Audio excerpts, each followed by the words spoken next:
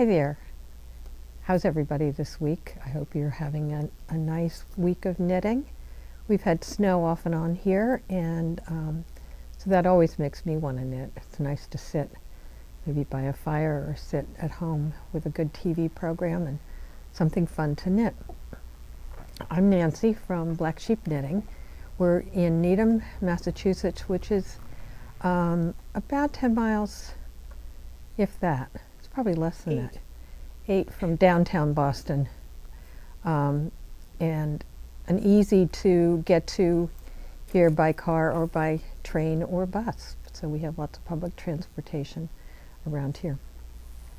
I'm in my yarn shop, and we do this podcast we try to do weekly, and we try to offer help to people and news about what's going on in the shop and things that we've seen that we like and what we're knitting. And we love to answer questions, so if you have questions for us, write it down in the comments and we'll try to address it. We also would like to encourage our viewers to subscribe. Doesn't take anything to subscribe, but it does help us. We have maybe around 4,000 subscribers, and we'd like to get up to 5,000. That seems like a nice number. And eventually maybe 10. Who knows? We'll see. So I have a bunch of things to talk about today. I had one thing that a customer asked, and when she asked it, I thought, nah, I don't know. I don't know how to answer this question. But then I thought about it, and I thought, yeah, this deserves an answer. She asked, how do you know what length needle to use on projects? So very often, if you look closely, your pattern will tell you what needle. Under materials, it'll tell you the length, 60 centimeters or 110 centimeters, I can't remember. And that is measuring your needle from tip to tip on a circular needle. So, and I'm talking mostly about circular needles. Well, they go all the way down to 9-inch and 12-inch needles, and you can get sets with those small, Chow makes them, and you've seen them, we've shown them before, make small, tiny needles, and they're interchangeable, so you can, they usually come with 2 lengths of needle, of cable, 9-inch and 12-inch, and then 2 sizes of the needles, so they're really tiny and then a little bit bigger. And so what would you use those for? You would use them on sleeves, probably. That's what I do. I have to confess, it takes a little bit of getting used to because they're small, it's a little fiddly, but if you practice, you get the technique down pretty well. And I've gotten so I really like them, and that's doing that in place of double pointed needles or magic loop. Now the next size up, and you could use it on the top of a hat when you're decreasing, or on a sock. So those are where you might use a 9-inch and a 12-inch cable or needle. The next size up is a 16-inch, or this is what we carry in the shop anyway. And a 16-inch needle is great for the beginning of a hat, for a neckline, for some sleeves, if they're wide enough, or if you're doing a bigger size, you can use a 16-inch needle. And we're talking about in the round, circular needle. On a collar, a neck, when you're casting on, excuse me, you'll start with the 16-inch if you're coming from the top down, and then you would move up to a 24-inch or 32-inch or even 40-inch, depending on what you're doing. But that's mostly what I would use, a 16-inch. And for a hat, and on a hat, of course, on most hats, you're going to decrease at the top. You don't always. But then you could go to the 9-inch or the 12-inch or double pointed needles if you prefer. And again, as I said, it takes a little getting used to those little ones, but I find them really invaluable now. The next size up is a 24-inch. So 24 inch is great for like baby cardigans where you're knitting back and forth. They're also, like for a scarf, I like to only use circular needles. I don't like having single pointed needles because I drop them and I lose them. So I find the circulars are really good. So for knitting a scarf or a small shawl, back and forth a 24-inch needle is great. And remember, we're measuring tip to tip, not the cable in between. When you're knitting a top-down sweater like I have on, it starts to increase as you go down. So I might have started with a 16-inch or a 24-inch, depends on how wide your collar is, and then I might start increasing. So what I would do when it seems like there are too many stitches on that 16-inch needle and it's really crowded, you could then switch to your 24-inch and do that. And then by the time you get here to where your sleeves are about to go on holders and you're going to just knit the body, you would switch to a 32-inch. And I find I use 32-inch needles more than anything else. If I'm knitting a regular cardigan, I would use a 32-inch. Now, if I'm knitting a baby blanket, something like that, a 32-inch would be really good. Remember, it's better for it to be a little bit too big if you're knitting back and forth. If you're knitting in the round, it's better for the needle itself to be a little bit smaller and for your stitches to be too crowded. It can't be too tight. If you're pulling from stitch to stitch, then you have to be on a smaller needle, which seems a little weird, but that is the case. So a 32-inch, and when I use a 32-inch needle for magic loop. Some people say you should use a 40-inch. I find that that extra bit of cable gets in my way. So I use a 32-inch for magic loop for socks, or if I don't have the right needle for a collar, if I don't have a 16-inch, I can do a 32-inch as magic loop. Those of you who don't know what magic loop is, it's a technique on a longer needle where you put half the stitches on one needle and half on the other, and you knit one side at a time. And you can Google that and find out information about how to do it.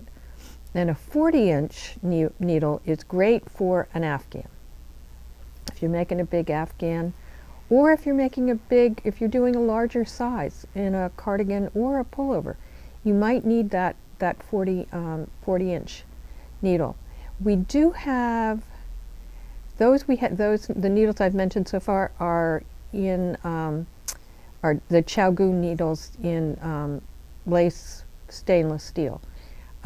We do have clover needles in bamboo, and we have 16-inch and 24-inch, and then we have 36-inch. So 36-inch would also be very good for an afghan or a baby blanket. Knitting, of course, back and forth. I wanted to talk briefly, and we'll get into this a little bit later, but it was something that occurred to me. And you know, customers come in and say things, and then my brain starts to wander. And I was thinking about why some patterns are more difficult than others for different people. There are a lot of reasons for that, and we can really go in depth at a later date. But one of the things that I find with some people is that they just look at a pattern and say, well, I could never do that. Well, that's not true. You can do, and my philosophy about most things is you can do anything you want to do if you want to do it bad enough. And if you remember back in college, or when we were college age, a lot of us took up knitting and knit very complicated things. We knit cables, and we did those lopey colorwork scarves or shawl sweaters. And did we have some teacher standing over our back helping us? No. We just read the pattern. And I will grant you that there are a lot of patterns that can be confusing and require more concentration than others. And you may not be a knitter who wants to do that. However, if you, and there are a lot of ways to look at this, to look at the pattern as a whole, to look at, what are the stitches actually doing, what am I doing? Instead of just starting, okay, and you get to number 2 and you say, oh, I don't get it. I don't understand what they're telling me. Well, sometimes you don't need to understand. You need to be able to just do what the pattern says. And if you're having trouble with that, and I say this over and over again like a broken record, have somebody read it to you. Read it out loud to yourself. A lot of patterns are not terribly difficult. Now, granted, if you're, I wouldn't take on one of the, I'm blanking on the word, those complicated cable patterns, the Irish knits patterns. Robin was saying Fair Isle, but Fair Isle is actually very easy. It may look like it's difficult, it's not, but it is taking your time to do something, and then you'll find it's really worth doing, or you get better at what you're doing. But I hope people won't just say, oh, I could never do that, because that's not true. You can do it. We offer lots of workshops here, and we have classes, and so we can help you do it. I think one of the keys to being able to read patterns is, number one, get a good designer. And a good designer is somebody that you find on Ravelry that a lot of people have done the pattern. And if it's, again, I say this over and over again, and I'm like a broken record, but if only 2 people have done it, don't take it on. Take on something that's tried and true, and you can also go into the projects, and on the page on Ravelry there's a place where it shows the projects, and then look at individual projects and look at what the people had to say. Don't go to comments, because that doesn't give you good information. Where it is in people's individual projects, and they'll tell you about if they had difficulty or hints on how to do something better. But reading and saying the directions out loud are critical. And as I always say, don't play the what if game. Don't say to yourself, I don't understand. If you don't understand and don't try it, then that's on you. If you try it and it doesn't work, try it a couple times. If that doesn't work, come in. We can help you, or give us a shout on the phone. We can try to help you. But just giving up when you read something and it doesn't really make sense to you, if you try it, it might make sense. It might become very clear to you. And it may not, and that's okay. We're not all geniuses, and I get stumped just like everybody else. And then I've had things that occur to me as I'm going through the pattern. I was doing something that has like a double moss stitch, or I guess you'd call it double seed or double moss. Anyway, it was in a particular part of the pattern, and I was just following the pattern but not paying attention to the whole.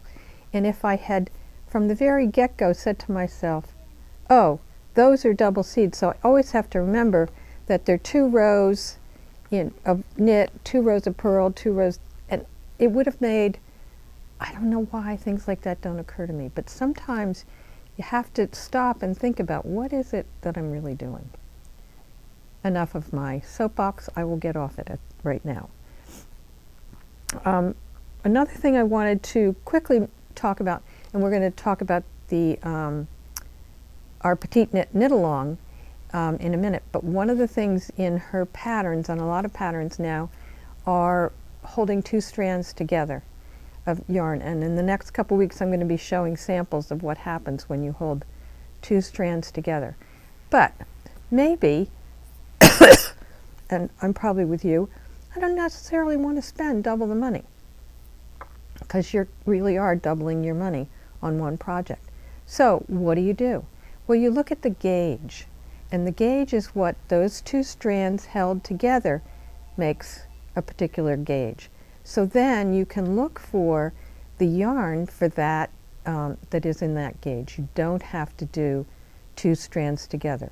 A lot of reasons for doing two strands together is, number one, a lot of people put Surrey alpaca or mohair with a fingering weight or another weight for two reasons. One, maybe to get a different gauge, or for softness.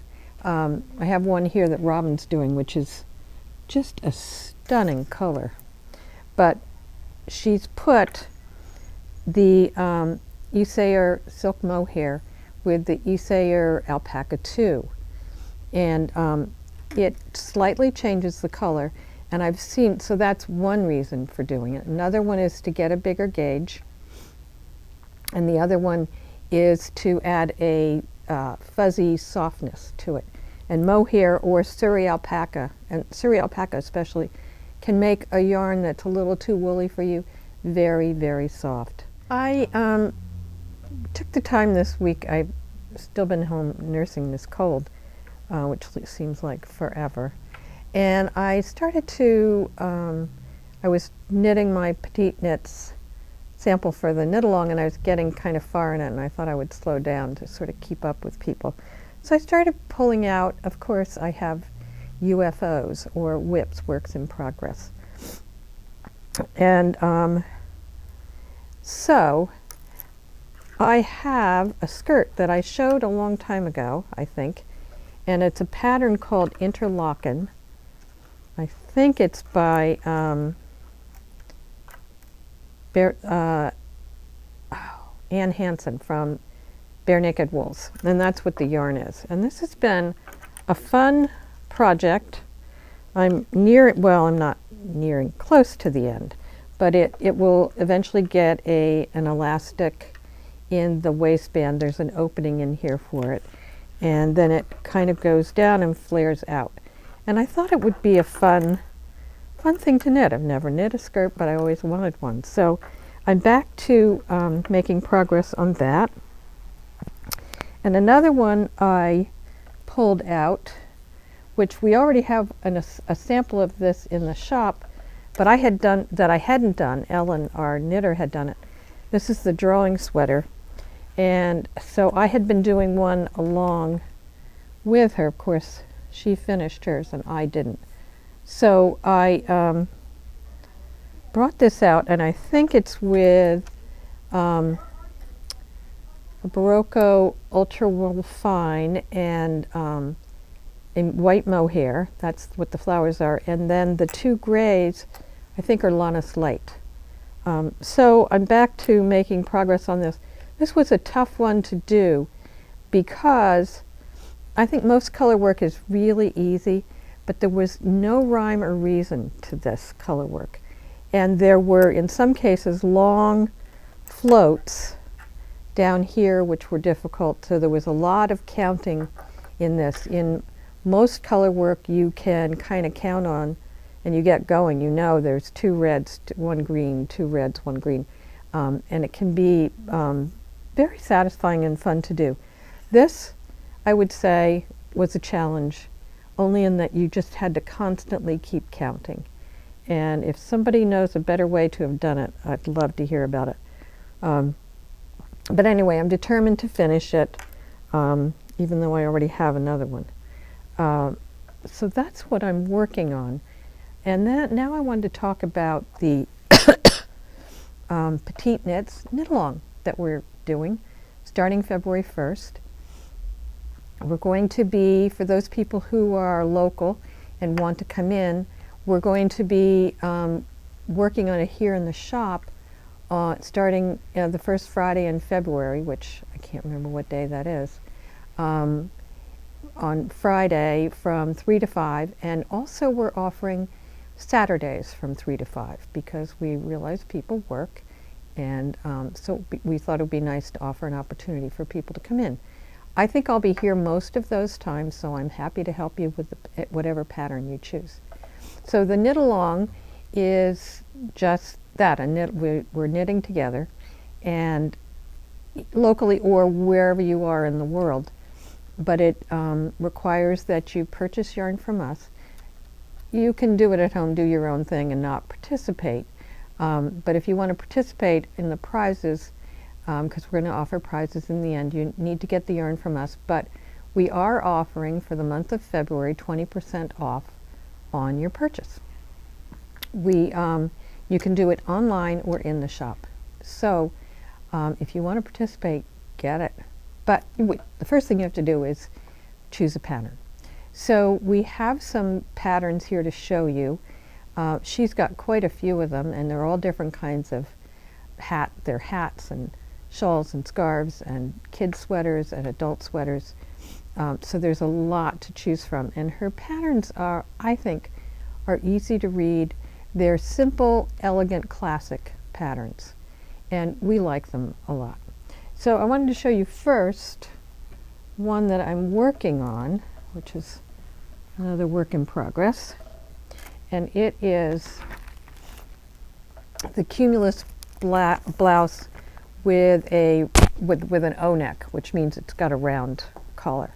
So I'm doing it in a sock yarn and I think this is Louise Robert, not something we carry, and a Surrey alpaca. And together, held together, that makes this beautiful fabric. And I dropped a stitch, so we'll pick that up. And this is just a simple, I love this sweater and I would happily do it again. I might stripe it, I might do something else, because it starts out knitted back and forth till here, till about here, and then you join it in the round. And what that does is gives you the higher back. So instead of the short rows, you're knitting a higher back in the beginning. You're also, the raglan stitch is a very simple increase on one side of the stitch, knit the raglan stitch, increase on the other, knit this part of the sleeve, and then the raglan again. So it's so simple, so easy, and I think you could do, the Cumulus also offers, as you'll see in a minute, you could also do it in a V-neck. There are lots of different things you could do with this. So I think happily do this again, because it's just an easy, mindless, yet a beautiful finished product. So I might do it without a fuzzy yarn on this. The gauge is, and this is what I found really cool about this, the gauge is 4.5 stitches to the inch. And this is a fingering, and this is close to a fingering, but together, I guess this is a little heavier, the Surrey alpaca, but together they make this beautiful fabric at 4.5 to the inch. And it's lightweight and drapey. So I'm on a size 8 needle, so that's one of the reasons it's going quickly and why I love it so much. So the other thing, so I want to show another pattern. This is the Cumulus V-neck that Robin made with short sleeves, and she did it in this gorgeous yarn from Sandnes Garn. And if you haven't knit with their yarns, you really should try them. They're beautiful and they're affordable. So this is their alpaca silk, and it is a gauge of well, it's on a size 3, so I'm going to say it's between a fingering and a sport. So here are some colors that are beautiful. If you want to do a color block sweater, wouldn't that be fun with those colors? And you can always do that. I mean, that's the great thing about knitting, is that you can make your own designs. You could do, you know, a plain one of these and then a tiny stripe throughout of different colors. There are lots of ideas that you can use the same pattern and getting a different effect. That's why we knit, or why I knit, because you can do a lot. Another great Petite Knits pattern, there are 2 of them, and you've seen these before. This is Sophie's shawl, this one, and this is the big shawl, and this is made in classic alpaca from the Alpaca Yarn Company. And I love this because you can wrap it around and around. You can tie it here and be cozy and warm in these cold winter days. So this is a beautiful one. It's very drapey, super soft because it's alpaca. She also offers, so this one we did in the Alpaca Yarn Company's Classic Alpaca, and the skeins are 110 yards. I think to do the large one is 5 skeins. You can make this smaller because all you're doing is starting at one point and increasing, and you could, suppose you want to do it with 4 skeins. Well, you could use up 2 skeins, get to this point, and then start your decrease to finish off with 2 skeins. So you don't have to make it quite this big. Though I must say it's pretty luscious this way. The other thing, similar thing, is the Sophie scarf, which is this wonderful little piece. And this is great. We found this around Christmas to be a great gift. And people loved giving these as gifts because you could make it quickly. And it's a nice little neck warmer kind of thing. Kind of fun with a shirt like I'm wearing. And I don't have a mirror, so gosh knows what this looks like. But this is made with one of our favorite yarns, Road to China Light from Fiber Company. And this yarn is alpaca, silk, camel, and cashmere. So what is not to love about that? This is just 2 of the colors, but it's a beautiful accessory for people and an easy, quick knit. Don't have to pay much attention. It just has an I-cord edge, as does the Sophie shawl. Another pattern that we did a lot, and I'm wearing it, the Anchor Summer Shirt, and this is a yarn that we no longer carry, was the Ella Ray Denim DK. And this particular color, they even discontinued this color because it ran like crazy. I don't know what happened. I think I may, next time I wash it, I might put vinegar in or something to try to set the dye. But this is a simple one. We did it in, this is the Baroque, or Lang, no, Amano Sammy, which is 100% organic cotton. And this, people say they don't like to knit with cotton. You will love to knit with this cotton. This is like knitting with the soft, beautiful wool, but it's cotton. And it's an organic cotton, comes from Peru. And these are a couple of the colors. We have a lot of colors, and we're going to get more. I'm about to order more in a few weeks. But it's just amazingly soft. It washes really well. So I really recommend it. This is, top down, and the increases are in these little areas. You can see in here is where the increases happen. So you're doing ribbing down to the increases. I find this one fits particularly well. Robin did one in the Zooey. So you can see another one that is another DK yarn. This is a cotton and linen that we have lots and lots of colors. I don't know if it goes, anyway. But again, a drapey, wearable, lovely yarn, very washable and very nice to wear. We also, so I'm really going to bore you with, oops, well, these are not in order, but this is called, this is another Petite Knits called Novice Sweater. And I love this. It was so easy to do. This yarn, again, I'm showing you stuff we can't get. I'm sorry to do that, but this was cotton merino, and it was from Katya, a Spanish company. They no longer sell wholesale, so we can't get it. You could probably get it if you looked online. But I love this. And it fits really well. It's top down, increases in the yoke. And it has a twisted rib, which I think is a nice addition for on the neck and the bottom band and on the cuff. You can do this on any anything you like. If you want to change up your pattern a little, you just do the ribbing, but you knit into the back of the knit stitches. So it gives you this sort of interesting rib. I like it a lot. One of the yarns we thought you could substitute is the Emily from Illimani yarns. Super, super soft. So, and we have lots of colors, so you could try that. And last but not least, Robin, can you grab this one?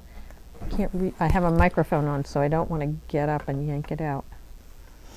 But last but not least, I did another anchor sweater. This one has sleeves.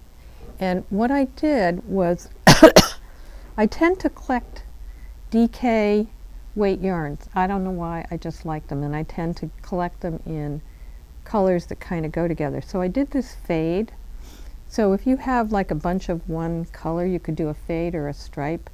Again, it's just the same anchor sweater, but I just used 1, 2, 3, I think 3 colors.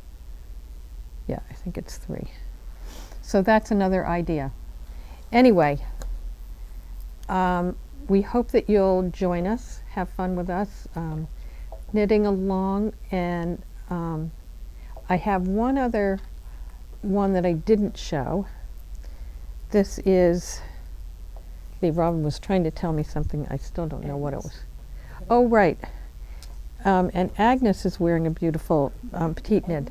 This is called the Sunday Cardigan, and I did this in a rowan yarn that we don't have, but we have other substitutes, and this was kind of fun.